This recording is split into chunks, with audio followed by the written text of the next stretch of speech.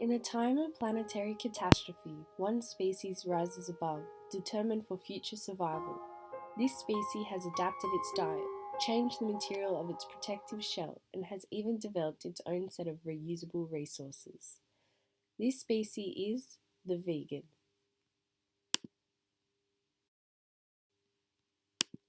In the era of the Anthropocene, we are facing a number of issues: deforestation, pollution, greenhouse gases. Debbie Simmons shows us this disaster in her work Counting 1 to 4, where she makes visual the predicted consequences of our warming atmosphere on the entirety of the Earth's biodiversity through the use of percentage formulas.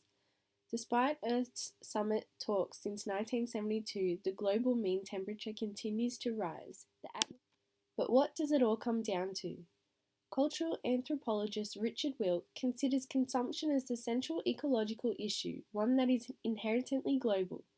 The worlds of shopping, fashion, and hip hop music seem far distant from problems of habitat destruction and pollution.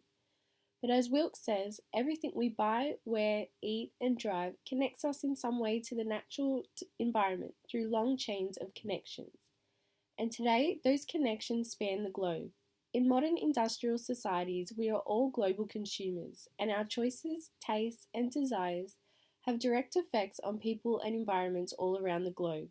A vegan is a person who does not consume or use animal products. Vegans practice this way of life for ethical, health, and environmental reasons. In addition, strict vegans forego any items that is made from an animal. This includes leather, silk, fur, wool, pearls, and ivory, products that are typically used to make clothing, cosmetics, and accessories. Philosopher Jane Bennett talks about the idea of thing power. An object isn't restricted to its passive intractability, but has the ability to produce effect. Bennett highlights the object's continual effects on the environment, as she says a vital materiality can never really be thrown away, for it continues its activities even as a discarded or unwanted commodity. It is important in a time of planetary catastrophe to notice the effects of materials such as plastics on the environment and make the change to a more sustainable materials. We talk with vegans Georgia and Jade on the issue. Plastics don't break down and they get stuck in our waterways for thousands of years. We've got a huge issue with landfill and we're running out of space to keep our rubbish. Fish are going to get confused with the plastics and they're going to eat them.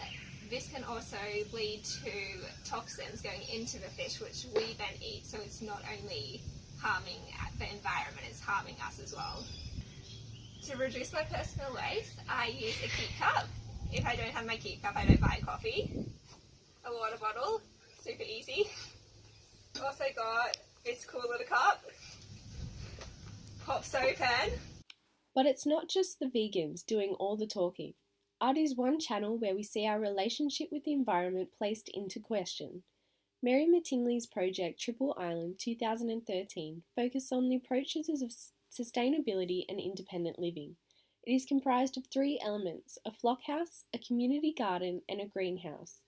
Over 4 months, Triple Island provided a home to a series of residents who lived in the house, tended the garden, and generated their own electricity with a combination of solar power and a bicycle contraption. Mattingly estimates that the homegrown food, rainwater collection, and self-generated energy rendered Triple Island about 50% self-sustaining.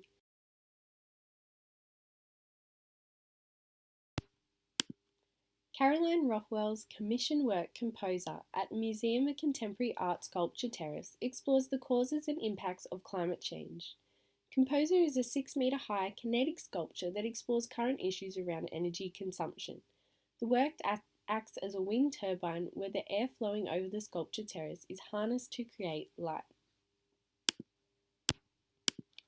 It all comes down to noticing the world around us. What's fascinating about the vegan is their keen sense of ecological awareness. They are able to look at the environment around them and notice how their actions can harm their habitat. Professor Timothy Morton discusses this practice of ecological awareness in an interview with art critic and historian Hans Ulrich Albrecht. Morton gives the example of the act of starting your car engine. He says, I have no motivation there to destroy the Earth, but when you scale it up to mean billions of car ignitions, billions of times, in billions of cars across the whole Earth, that's exactly what's happening. Ulrich is drawing attention to how our individual acts, no matter how small and seemingly meaningless, have a huge impact on the environment. Artists help stimulate ecological awareness. An art installation on the beach in Rio de Janeiro, Brazil, shows 3 gigantic fishes made from discarded plastic bottles. The slogan on a sign beside the installation loosely translates to "Recycle your attitude." The sculptures were created to raise awareness for the recently completed United Nations Conference on Sustainable Development. The vegan's key identifier is its unusual diet.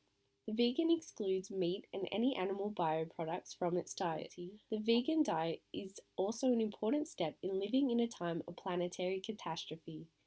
Adelaide University's Professor of Climate Change, Barry Brook, estimates that raising animals for human consumption is responsible for half of Australia's short-term global warming gases, which is more than the coal industry. In an article by lecturer Christy Clark from the Southern Cross University School of Law and Justice, it states that recent research has concluded that the most powerful individual action we can take is to make the switch to a plant-based diet. Action is being taken both by individuals and artists in showing how to live in a time of planetary catastrophe.